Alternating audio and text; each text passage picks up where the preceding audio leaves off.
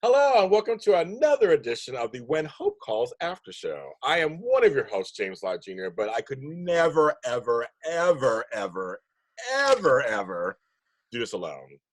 It's the lady herself, Miss Marisa Serafini. Hello, hopefuls and parties alike. Yes, we are here once again. Hello, James. Happy belated birthday. Thank you. And I'm drinking out of my cup that says 1969. It's facts from 1969. I'm gonna tell you two facts.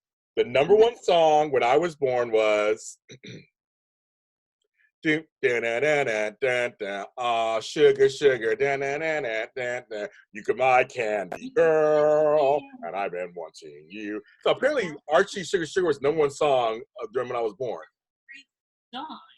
That one. And the second number two song was When the Moon is in the seventh house and Jupiter aligns with Mars.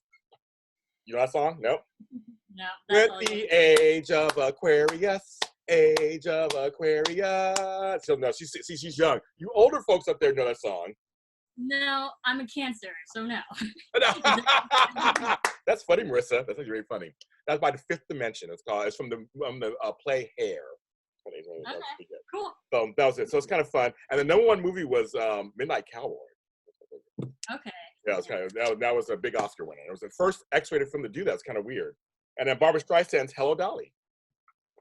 Yes, I mean, love the Streisand. I love Streisand, the Streisand. So, folks, we are here to talk about episode 3 of season 1 of Out of the Past. And so, overall, what were your thoughts about this episode? I liked it. I think I liked how we got more backstory. The whole Lillian Tess feud there, and the feud between or as we mentioned before, family feud. That's family feud. Yes. Yeah, flirting, which we loved, and we got some answers too. I'm like, all right, yes. We posed a storyline, and we already got an answer. So, like, I liked how they already wrapped up a major story. So we're really, you can tell with this episode that like the wheels are starting to really turn, and the show is like really now getting off the ground. You know. I agree. It's also they're doing a really great balance of sweet and drama. There's some icy stuff that's happening, but also some really touching stuff that's happening. I got a little teary-eyed at the end. I really did. I thought it was a great moment, and we'll talk about that for sure.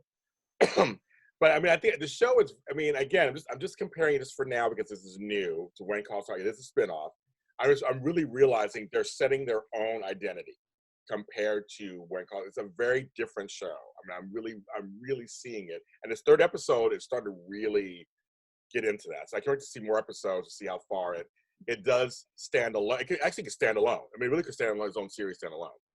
It does stand alone, but it's also very spiritual successor to When Calls the Heart, because you see a lot of the same type of elements, but just showed it differently. I mean, When Calls the Heart has all the students, all the kids that are super cute.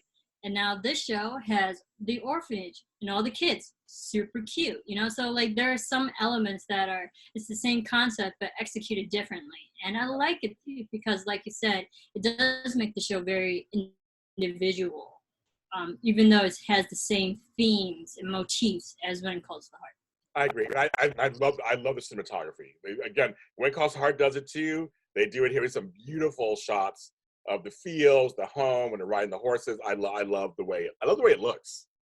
I love the color scheme. I love the color palette. It's very warm.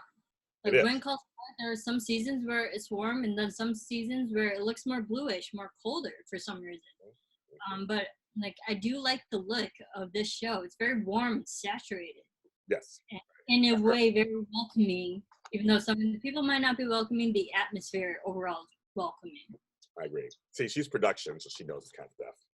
She knows it's that thing. Okay, so I think I wrote this. What I realized is the feel of I have my notes, folks. I have my notes, and she has her notes too. So there you go, notes. What I realized is the feel of the two shows are very different. One was about a woman's arrival to a new town. This one's actually about two women, one from the town and the other not, navigating their way through. Plus, they are never married. They're not widows.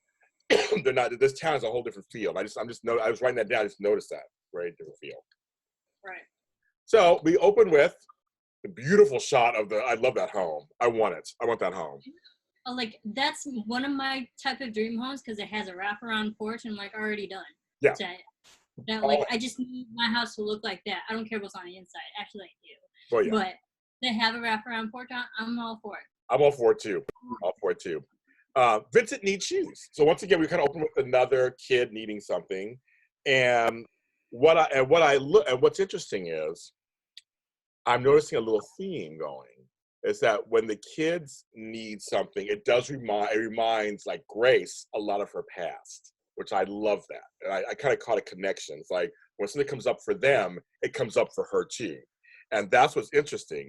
Mm-hmm. He has this reaction when she's Grace looking at these shoes. And I realize she's still carrying her orphanage past a little bit. And that makes sense, right?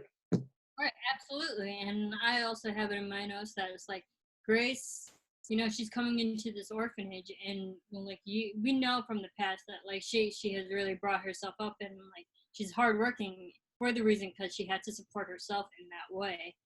And when she was looking at the shoes, it just looks like she's not, I mean, she is on some level. She's used to having limited supplies, limited options, and like used to that Spartan life of, you know, bare necessities.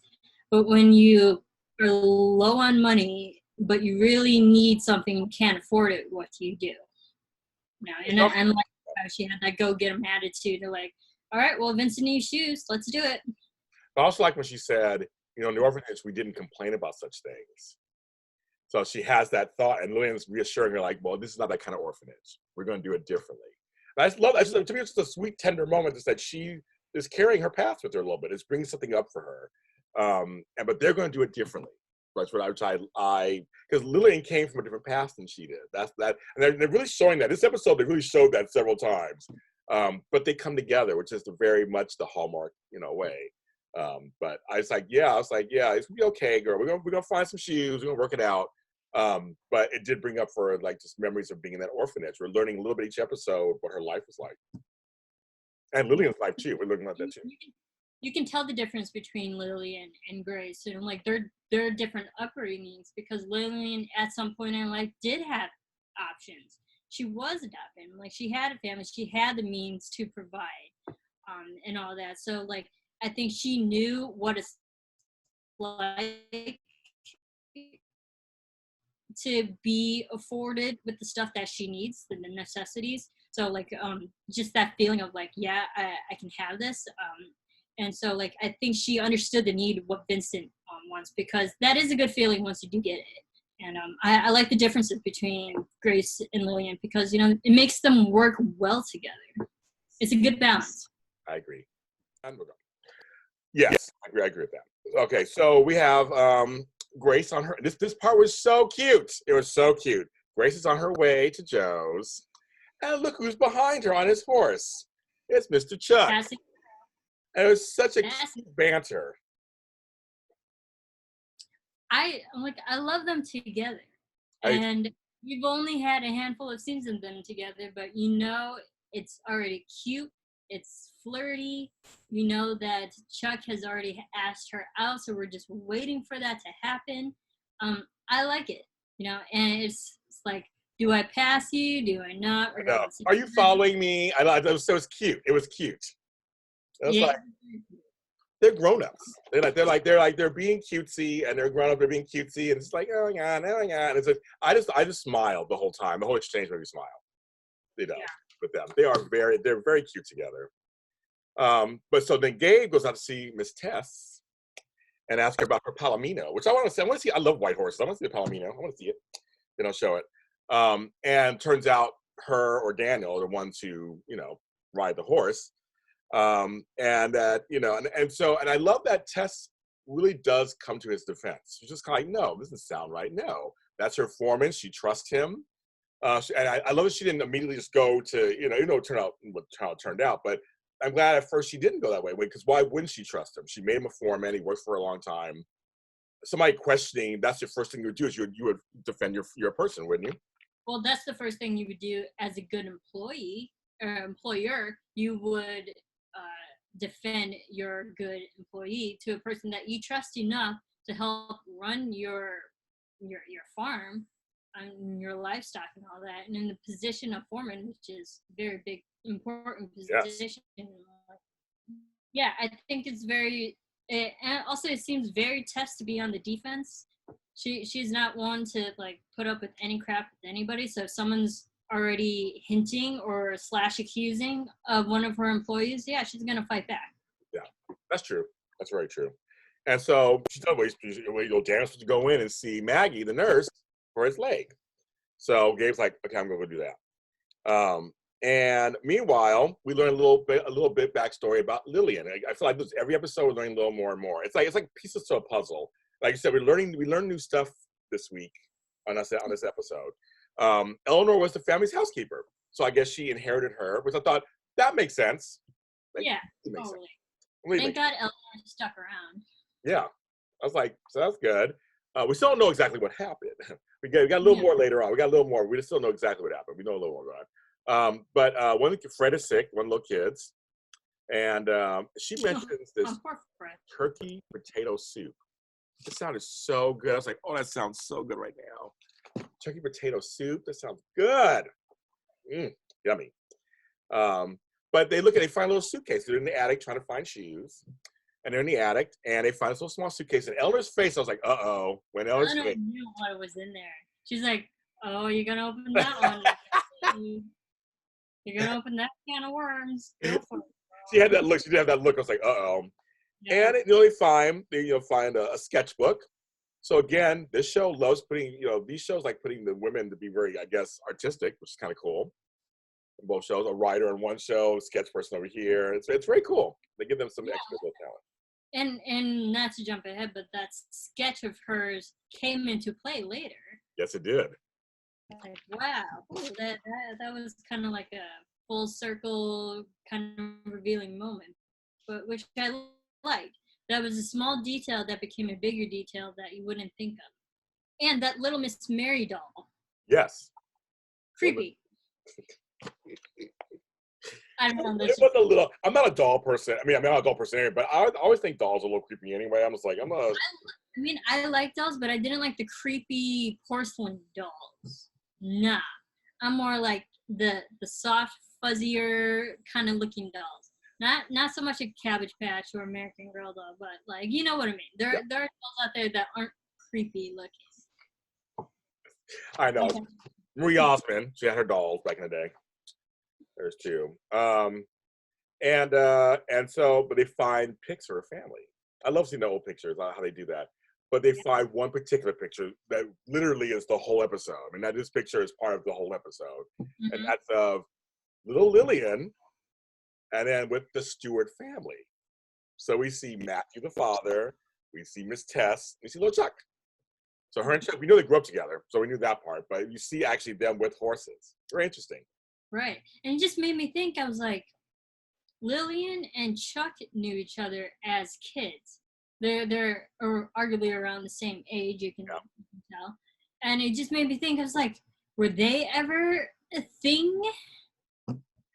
Because when you're little, usually when you tell those kind of storylines, like little girl, little boy are around the same age, and years later, they still have a thing for each other. I was like, could Lillian and Chuck ever had history romantically in that way? I don't know. I just thought about it. Yeah, no, I don't know. They grew up. They seem really friendly. They've grown up together. Maybe they're brother sisterly. Maybe it's just. Maybe it just begs the question. Well, this show is so mysterious. I like Chuck and Grace together. And Lillian and Gabe. Lillian and Chuck ever had a thing. Yeah. Well, I'm saying it's just that this show is very mysterious. So I would not be surprised if that came out in a storyline one day or something at all. So Gabe goes to Nurse Maggie, and we see the new infirmary, and it's a mess. And she's like sweeping or whatever. Daniel never showed up. Nope. And I'll tell you, this whole episode, I'm thinking, no, he's not bad. It's like maybe he's running for some other reason. I'm thinking other things. So he didn't show up. But I love what she mentions. I've been in other cities where they have a phone, and you can call in. And I was thinking, Hope Valley has a phone. So it's kind of funny that she's like, we don't have a phone to call in and cancel your appointment. I chuckled. Yeah, well, I think it just shows that that town isn't up to speed yet either. Like they're still kind of living in the olden days where they're not quite up to date with technology. Yeah. So I mean, but it shows like that town is still so small that maybe they don't need one yet and need a phone. Like maybe they're even if they did get a phone, it probably wouldn't ring because it doesn't seem like all the emergencies are like have so many emergencies that would require phones. Yeah. Such a small town. It's a small town, very small town. Maybe they had a phone for the fire in the first episode that would have helped prevented a lot of things. But it just shows that that town is still too small to be really updated with anything. Yeah, that's true. I agree with you on that. That's true. And then Lillian walks up with Fred. And, Lillian and Gabe have like a little quick little moment, but nothing really major. Just like a quick little, he's talking to the kid more than he's talking to her. But you can see there's something there, of course. I love them together also. Same basis. It's Gabriel. It's Lillian. He's all comfortable. She's like, don't say comfortable. Constable. And he's a mild fever. And so now that's another thing. I was surprised they didn't make it more. I was like, because this show likes the other shows like to do these where the kids can say they really didn't make it any more than it was. It was like a mild fever. Don't put a kid in peril in the third episode. Yeah, I know. So they didn't. I was like, okay. Just give us a season. I love it. And here's the part that made me happy, folks. So, folks, before I even get to this part, I have to tell you briefly. If you don't know what I do otherwise, I am the super organizer. I'm a professional organizer of 11 years. I'm certified in many different areas. And that's kind of the bread and butter of my money that I make is as an organizer and life coach. So anything has to do with organizing, I get giddy with excitement. So I saw this part when Lillian decides to stay and help organize the infirmary. Yeah. And I put in my notes, James' moment. It's my moment. And I was like, moment that only James and all the super organizers out there would love. Yes. And I was like, okay. So I was thinking, this is how I could do it. And I was like thinking in my own way how to do it. And I love the fact that she alphabetized them, which to me, I would have done also. I actually have organized medical offices before. So I would have also, because back then they didn't have as many different things we have now. But back then it would have been easier to find. So it would be calcium here and this over here. I love the fact she had all really with the little note. I saw they had little note cards too, folks. She had little cards. They look like this, but they were little cards. They were like little cards. They were little cards in front. I just love that. So, little placards. Placards. I like the word placard. The little placards. All signs and lighted placards. They always say on planes all the time. But no, I just thought what a cute idea they did. And although anyway, let's get to the boxes. So I had a little geek out moment because I just thought it was kind of cute that they did that. Yes, that was your moment. Yes. So meanwhile, we have Ronnie dropping things causing a ruckus and noise at the restaurant at the hotel, and that's where Grace gets the idea. Call him Bazzy Ronnie from now on. Bazzy Ronnie. That's so funny. See, so Bazzy Ronnie. So Grace comes in and saves the day, and so she's like, "Hire me." And she's so like the forceful one. She's just like, "This I can do it. Just give it to me." And that restaurant was busy. Very busy. I'm surprised he didn't have another waitress on hand or waiter on hand. I'm like, have you been doing this all by yourself? No wonder why you're dropping a million things if you're the one. I was thinking the same thing. I was going, there isn't another waitress? It's kind of okay. It was just, I mean, you're the owner, so yeah. But okay, I guess, I mean, it puts Grace in a good position to help him. And I like her assertiveness because I wish it was that easy to get a job. Oh, hello. I know. Hello. Without background checks and IDs and that. Like today. Yeah. It's not even that. Yeah. But I liked how she was like, well, I'm here and I was already helping you, so you might as well hire me. And which is, so fortunate because she needed more money for the Vincent's shoes. Like, there you go. Opportunity presented itself. Yeah. She saw those shoes at Joe's, Laura, if I mentioned that. And so she did a little too much for her. So she was like, determined to make some money. Right. And it's so crazy when you think $1.90 is a lot of money. I know. Times have changed. Girl, when I just had it, folks. I just had a birthday yesterday. I'm 51 years old. Yes. When I turned 19 and I got a wait job in a restaurant, ironically, minimum wage was $3.35 an hour. Woo. And I laughed because my apartment, my one-bedroom apartment, was $300 a month, and I was like, "That's so expensive." What are you gonna say? Oh, like my first job, I was a dishwasher. I wasn't even a waitress. I was a dishwasher. Minimum wage was $6.30. I remember that. I remember $6.30. I remember that. So it's kind of funny, just like thinking about that, how times have changed. Yes, I used to get candy. I used to get candy for 50 cents. Yeah, I remember my first paycheck. I was like, "What? I have money?" Yeah. Right. It was a great feeling, and I've been working since. Yes. I've never stopped working. I've been since I was 15 years old. I've been working. Yeah. And I remember back then there was no direct deposit. I had to go to the bank and cash my check. Yep. Same. I had time cards. I do a time card to punch that time card. Stamp it. Yeah, exactly. So it's kind of funny to watch this stuff. I love watching I catch little things. I like those little things. Right. So anyway, so she's doing that. Chuck comes in to eat. Of course, that's his uncle's place. He comes in, and they flirt some more while she's busy. But he observes that she's really busy, and so he says something to his uncle, which I probably would have said. I probably would have said something too. I wouldn't mean to stuff. I've been thinking like, hello, like you probably should get another waitress in here. And Ryan's like, you tell Ryan's a little cheap. He's trying to play it off like, what do you mean? Oh, like, God. I've worked for cheap bosses, and you know which one I work for. Oh yes, and I completely understood when Ronnie was like, you gotta make some money around here. I'm like, I can't stand bosses like that just work their employees to death, work them like dogs, spread them too thin, and they don't get money. They're like, they get just a crap amount of money, and then they make the profit themselves. I was like, is Ronnie one of those bosses? I know. I kind of was like, he wasn't the bumbling guy that the first couple episodes they were trying to make us believe. I'm like, there's something going on with him. I think he's a cheapskate.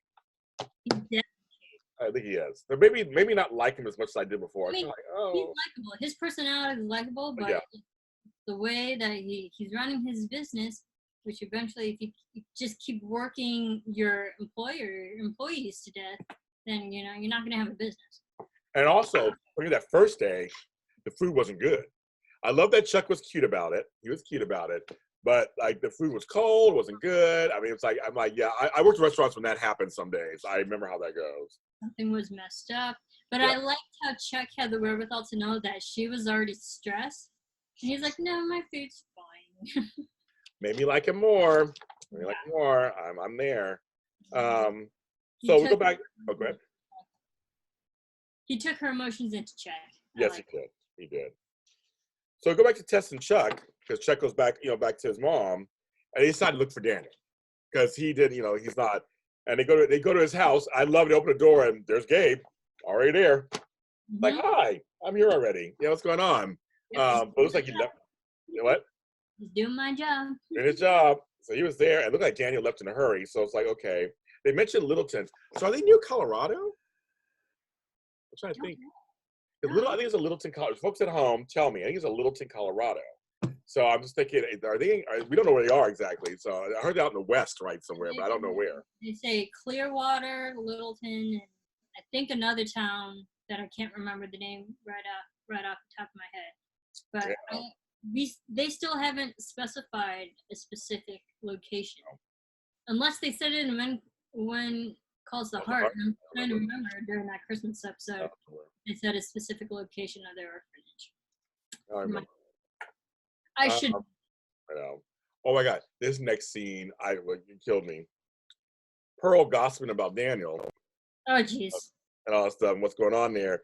And then Ken Newsom gives his 2 cents. He's like that fly in the ointment. Just give his little 2 cents, stirring the pot up. And then Tess walks by. That actress can give some looks. I'm like, you go, girl. She just gives it. She gave him a look and kept on walking, kept on stepping. She does it really well. You said she's a nice person in other shows. Like she's really nice in other shows. She always plays like nice characters, but to see her kind of cold and unwelcoming and just kind of like mean in a way. It's very, very new. I haven't seen her as an actress of that caliber. No. Okay. So I think it's good. Someone different. Sorry, I had a gnat. I had a gnat that came by and I killed it. Okay. They clap her. They clap her. No, I had a gnat. Sorry, folks. This is home life, folks. This is home life. But yeah, so Pearl, they got to say that happened. Lillian is looking at that picture, and then Eleanor reveals a little piece of the puzzle. It was an accident. The Mounties found nothing wrong with the bridge. We're getting a little more. We're getting a little more. Collapse with Matthew on it. Matthew, her husband. And she's been bitter ever since. Yes, she was. But yeah, we'll get to that scene too. Like, if I lost my husband, I'd be upset too. Oh yeah. But, I love how everybody else is saying it's like she just wants someone to blame. And right now, it seems like Lillian's the only living person that's in her vicinity that was related to that accident. So all the blame's going to Lillian. It's like, where are Lillian's adoptive parents? We don't know. So Grace comes home since she has a job. She made $3, so that's kind of cool. They put Vincent in some shoes. That's kind of funny. They're really big. Now back at the restaurant, we got Pearl telling Grace. I love the line she tells her. I remember when I had your energy.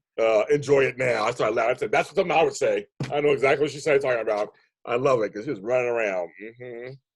I remember that too. I was like, because there was a moment in this episode, I was like, all the stuff that Grace is doing in a day. Wow, I'm just exhausted watching her. But I just remember like 5 years ago, I used to be doing that. So That's I'm like, right. yeah. I don't know how old that actress is, Jocelyn Houdon, but I was like, I remember that the energy you get, the natural energy you get when you're younger, when you're 20s. I feel like I'm old.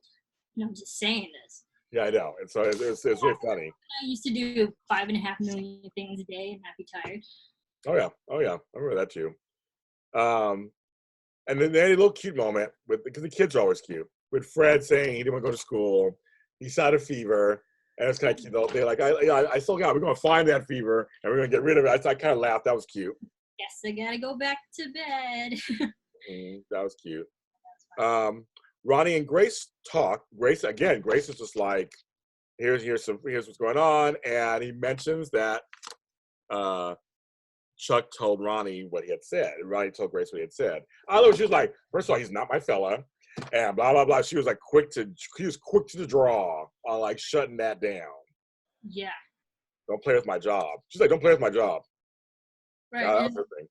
Yeah, and just because he's family doesn't mean that like I'm already complaining to him and whatnot. I'm like, I like how she's very honest with people. Where I feel like a lot of people might brood or just take it internally and not say anything. But she's the person who's very straightforward. If something's bothering her, she'll let you know. And I admire that because not a lot of people have that courage to be so straightforward and honest with people. Especially she's still new in that town. She is new to that town. But I did chuckle when she was going off on Chuck. I laughed a little bit. I thought it was kind of funny. But she told him about himself, don't be going behind my back. Don't do this. Now he's going to think that I went behind his back. I mean, she just told him all about it. And the way he was standing there was like, okay.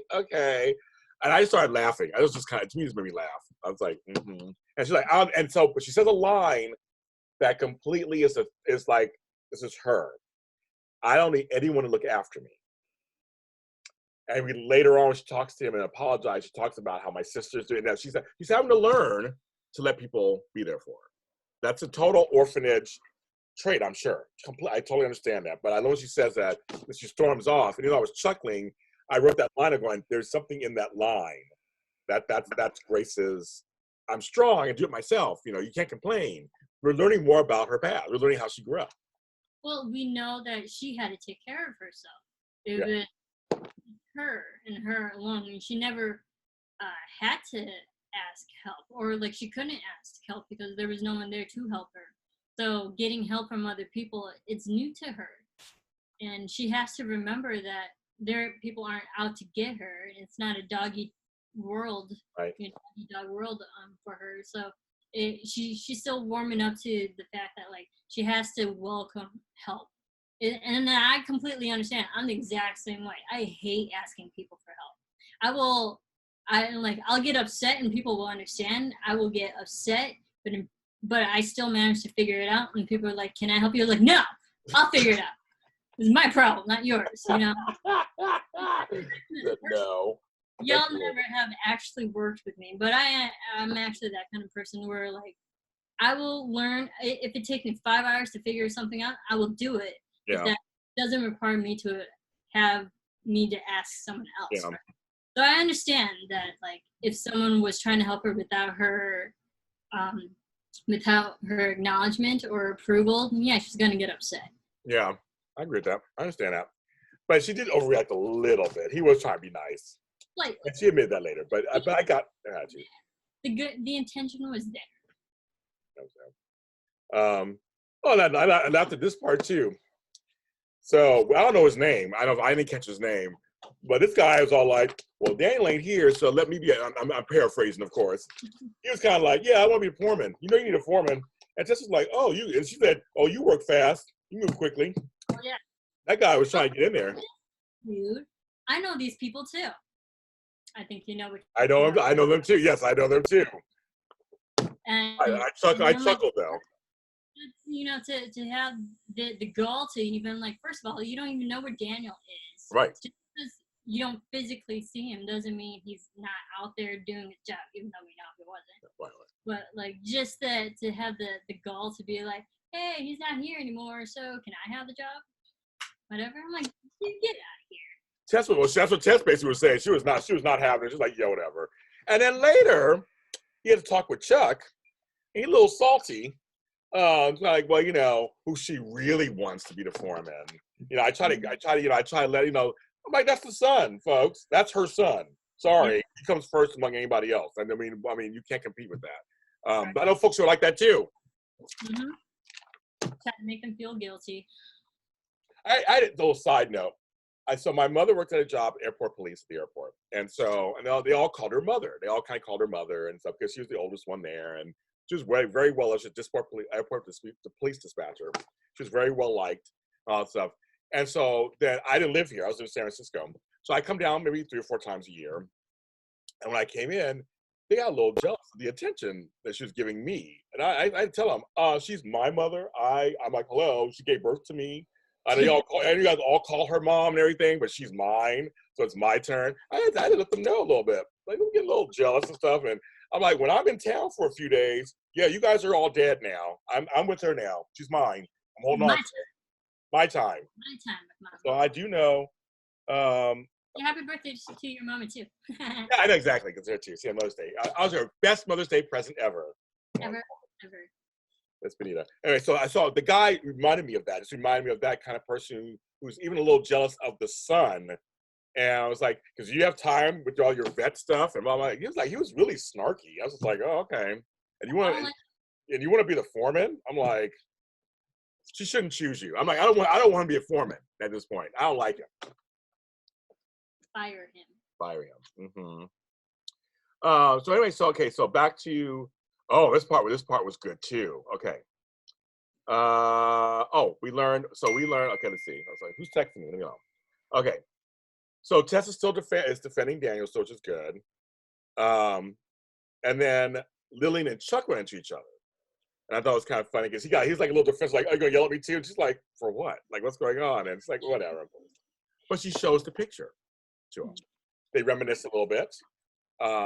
And she wants him to give the picture to his mom, but he says, no, it should come from you, which I agree with completely. It should come from you. I know it's scary, but it should come from you. I like that you gave her that advice. So, I think it's really good because that kind of establishes like, yeah, they're good friends, that they can trust each other enough for good advice in that sense. So, yeah, I think it was answering my question, like, were they ever a romantic thing? Because like I had that earlier in the episode. I was like, yeah, they're good together just for like friendly advice. I agree. In a very platonic manner. I agree.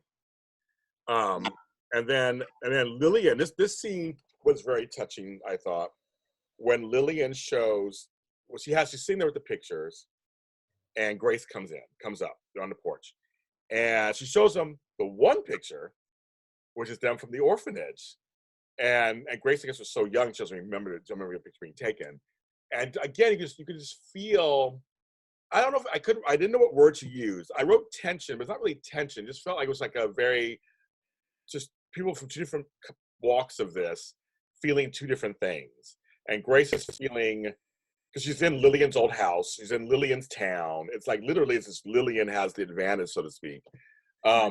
She's kind of like feeling all these things, and as she had that, and Lillian was holding that box with the rest of the pictures. It was like, can I see it? And no,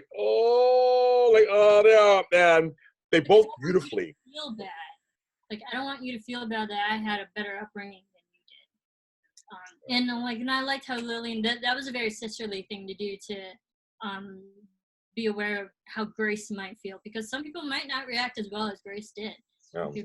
Some people would immediately get bitter and jealous that, like, oh yeah, well, good for you that you had all this that I never had. But I liked how Grace was so willing to learn more about Lillian's background. Yes, and they did. They come together. It's just kind of like Lillian's being sensitive to her feelings, which that helps. And so now Grace is learning more and more, and she's including. And when she says, "You have such a beautiful family," she goes, "I still do." I got a little teary-eyed. God bless America. I did. I was like, I love that line. It's like, you did. You're my family, girl. Like, hello. Love that. I loved it. Loved it. That family. Yeah. I loved it. Yeah. Good moment. Then we go back to, Gabe finds Daniel. And he finds him. They didn't go that far, I guess. He finds him. And what? He was in the woods, not like being aware of his surroundings whatsoever. He's like, I'm just gonna camp here for the night. Right. And follow me and find me. But I liked how the scene played out. Me too. And even then, though, I was still like, no. He's like, no. And he found the branding iron. But I was just like, no. There's a bigger. I think there's a bigger reason. There's something going on. I was like, no. That's fine. You captured him. Okay. Bring him back to town. We'll find out everything. That's like I'm saying. I said, we'll find out everything. So that was fine. We learned a little more. That the accident, the fire was an accident. He knocked over the lantern trying to get out, but he was in the Cattlemen's Club. So he was in there doing something shady. So he was already breaking and entering. Yes. And then he caused a fire, which is, well, I can't say arson because arson's intentional. Right. But it's led to a bigger misdemeanor. Yes. So, yeah, anyways, he's in serious trouble. Yes. So that's fine. Meanwhile, back at the ranch. Meanwhile, back at the restaurant, Grace again surprises Ronnie with a little lunch, and she talks to him, again being assertive. And says, if I have a problem with you, you will hear about it. Mm-hmm. All right. He's like, got it. I still, as a boss, I'm not sure about him, but that's fine. Back to that picture. Ronnie, go ahead. Sorry, I think Ronnie's nice enough to take Grace's. I hope so. Because Ronnie needs all the help. He's really not in a position to fire Grace because he needs Grace more than Grace needs Ronnie. I know. So I think he was very open and to be like, okay, noted, message received, just like Chuck said. His chili looked good though. See, folks, it's all about food for me. I'm telling you, it's all about food. I'm looking, going, no, he looks like he's eating chili. It looks really good. Add more salt. Add more salt. As I said, add more salt. And also he's offering room service. So yeah, he needs help in there. We get a couple of waitresses in there. I don't want her working herself crazy. So I'm already feeling for Grace already. I'm already protecting her already. She's already taking care of children, which is exhausting. Right. Hello. Right. But then we go back to that picture. Lillian runs up to Tess. And while Tess is actually, this is beautiful saddle they were showing. I'm a horse rider, so I saw the saddle. It was really pretty. I was just thinking, God, if that really was from back then, I'd love to have that saddle. It'd be so beautiful. But it's from a horse that they had a little cute moment. And there's a little crack in the armor. There was like a little, a moment of how, you used to ride, you rode that horse and it threw you off and it broke. And there was like a little moment.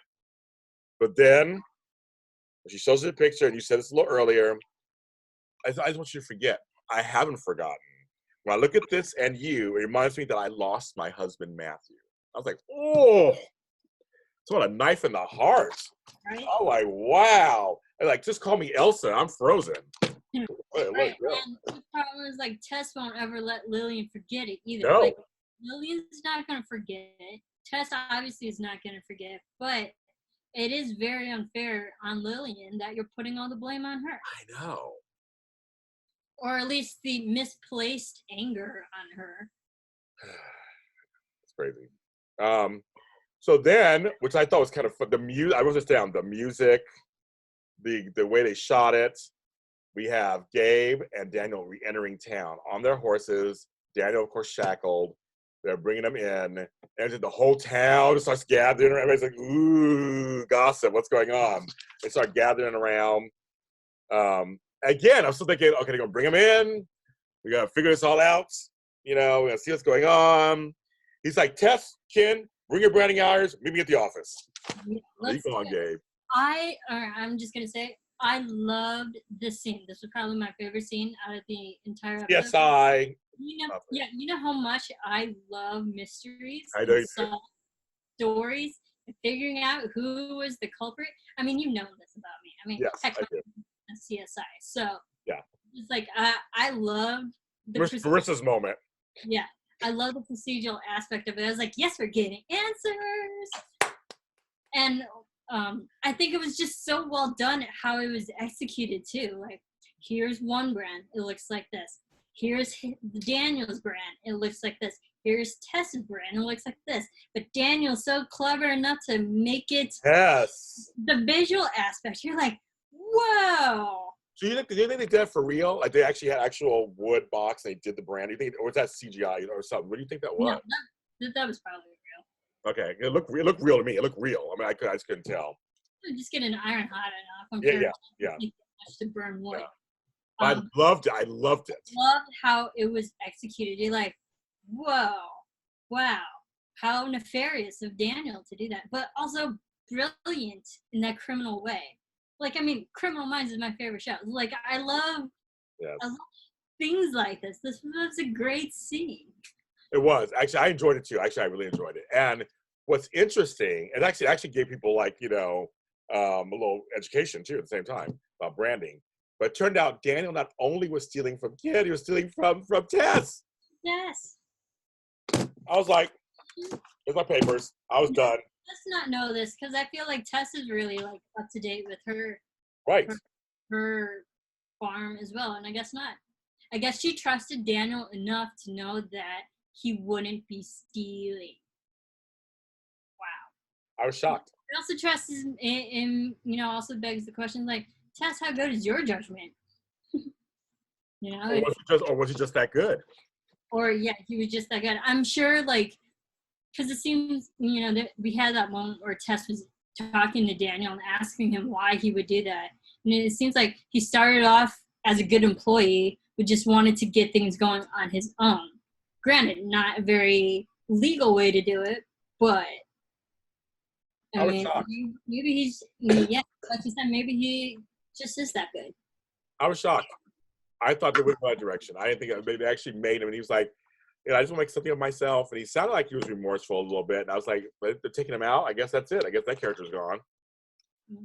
Daniel Olsen off the show. I guess he's gone. Well, 2 episodes. That was it.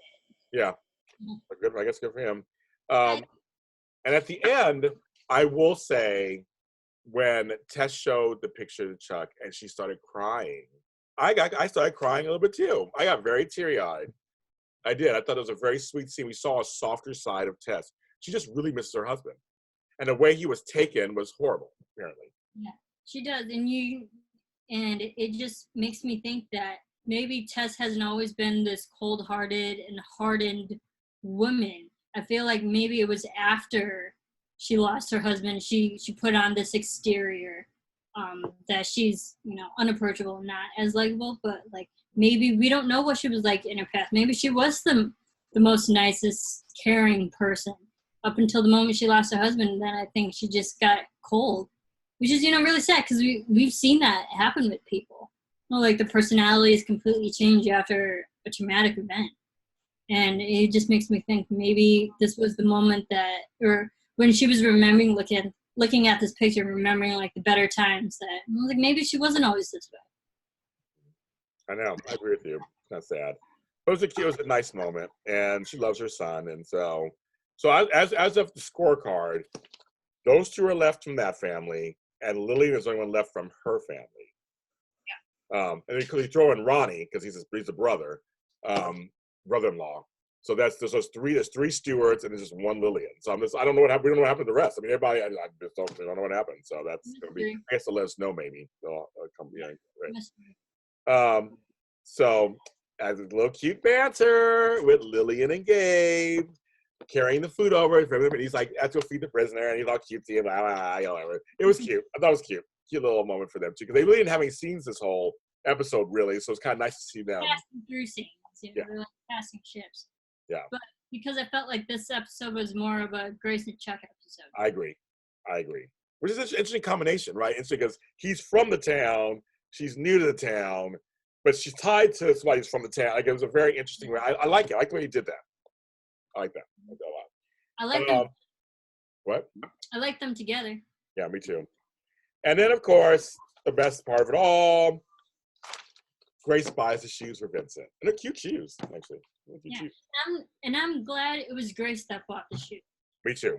Because she's the one who worked hard for the money, and she's the one who should get this win. win. Hard for the money.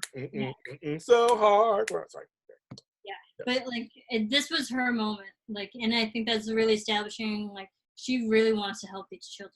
Yeah. It's not, and I feel like it's taking off some of the burden from Lillian, because Lillian was the one doing a lot of this. But now that Grace is really helping and literally adding her 2 cents to, the orphanage, I think it's really good put Grace in a good position that she's helping the children just as much as everybody else. Why I think it's just that it's almost kind of full circle for her, because she's able to do what she couldn't get done for herself when she was in that position. Apparently, we're gathering her orphanage experience wasn't the greatest. That's what we're kind of getting. That's what we're kind of getting from little bits and pieces. And so I think it's a chance for her to say, okay, I can at least turn around too. They need new shoes. I will get them new shoes. And when Vincent's like, I never had new shoes in my life, it was like, it made her feel good that she was able to do something that probably didn't happen for her. Yeah. So I thought that was a great full circle moment for her. And so, yeah, I agree with you. I'm glad that Grace was the one who was able to give it the shoes to Vincent. So he has new shoes. The shoes are important, folks. They're important to have. They used to be black, but now they're brown. Now they're brown. I thought that was so funny. I thought it was... Brown and gray do not go together, but yeah, you can't be choosers right now. Yeah, like I said, they're cute shoes. Oh, no, that's fine. Yeah. And that's what Hope calls season 3. Episode 3, not season 3. Episode 3. It was season 3. Episode 3. So we did it. So it's good. I like the show. I like the show a lot. I'm interested to see more episodes. I'm ready to go forward to more. I do. I like, if there's more mystery stories, I'm all for it. Okay, we do this. We did this on the other shows. Now it's time for JLJ Media predictions. Do you have any predictions at all, Marisa? You're always, anybody who watched our One Calls The Heart Aftershow knows she's usually spot on, which is scary. And she knows nothing. She doesn't know. We don't, it's whatever she. It's kind of hard to predict because I felt this was a very self-contained episode. I agree. Okay. They answered a big storyline, like who caused the fire and who stole the cattle at the same time. Yeah. So I got both of those questions out of the way. And also, I think it was more of an establishing, because this is only episode 3 in the first season. That's true. You're right. I feel like it takes about 10 solid episodes to really establish just this is what the show is. Yeah, I agree. So this was very self-contained, that didn't pose any new questions. Future episodes. But obviously Grace and Chuck are going to get together. And Lillian and Gabriel are going to eventually get together too. After. Avi. Come on. They're cute together. So that's it. You guys, thanks for watching us. And I want to thank everybody who watched our first episode that came out. And We're gonna do much more of these. Thank you so much. We love that you guys love us doing them. We love doing them. Like Hallmark Channel said, they're kind of pushing and show, like, watch the old shows, the old episodes. After you watch one, then watch our after show right afterwards. So if you watch right at this point, if you watch the first 3 episodes, watch our after shows and watch them. We'll talk about them. Marisa Serafini, nobody can find you on the interwebs. Everyone can follow me at Serafini TV. That's right. And where can you find me? We're all James Lott Jr. Is Your Soul. At James Lott Jr. on all social media platforms. That's right. And everyone, in this episode, actually, these shows are on my JLJ Media YouTube channel. Thank you to all the folks who are subscribing to it. You can watch these and the When Calls The Heart Aftershow past episodes that we've done together. They're all on there under a certain playlist. So there's a When Hope Calls playlist. It's right there. You can watch the episodes. Like, subscribe. And I love the comments. So please engage with us. I love the comments and hearing what you think. I think last week they were like, something you said, Marisa, they commented on. So go on there, you can look at it. What? I read the comments, and someone mentioned that, you know, they were laughing at the fact that I said Megan Parsons' accent, like, it sounded terrible. And, like, I actually do feel bad because I was like, because I actually looked up that actress. Oh, okay. And her history. She lived in, like, 3 different places. So it makes sense that, like, her accent is kind of, like, split between things. So I love the character.